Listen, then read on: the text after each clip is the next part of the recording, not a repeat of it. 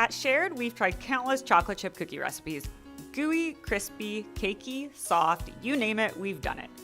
Start with a cup of butter cut into cubes and melt it halfway. You can pop it into the microwave, but we like to melt it for a few minutes in the oven while it preheats. Once the butter's melted, you're going to add the sugars and mix it up until it's well blended.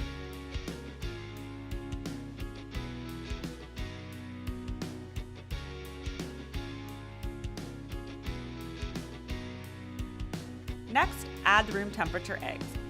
If you forgot to take your eggs out of the fridge early, a great tip to bring them to room temperature is to place them in a bowl of warm water for 10 minutes. Make sure the water's not too hot or you'll end up cooking them instead of warming them. When you're separating the egg yolk, you can just remove it from the whites with your hands.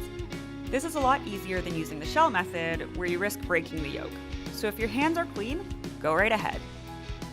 You'll give this a good stir, add 1.5 teaspoons of vanilla, and set the wet ingredients aside. Put your flour in a giant bowl. Add your salt, add your soda, add your cornstarch. A recipe with cornstarch helps break down the proteins in the flour and keeps your cookies soft and chewy. Next, you're going to shake this through a sifter. This step isn't just about removing lumps from the flour, it's about making sure that the ingredients are well combined. So if you want cookie dough with a nice even consistency, don't skip the sifting. Now, alternate stirring and adding your flour to the wet ingredients bit by bit. Don't overwork your batter here, you can just mix it until it forms a dough. For the chocolate, we like to use chocolate chunks instead of chips. Both are going to work for you, but the chunks are just a little bit bigger and melt down to give you loads of chocolate in every bite.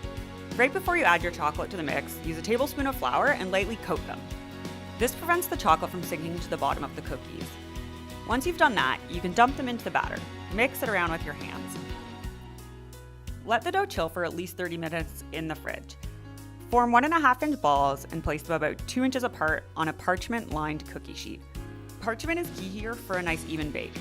It means no burnt bottoms and nice golden tops. Remove them from the oven, dunk them in milk, make a video, fill your face, and there you have it. The perfect chocolate chip cookie every single time.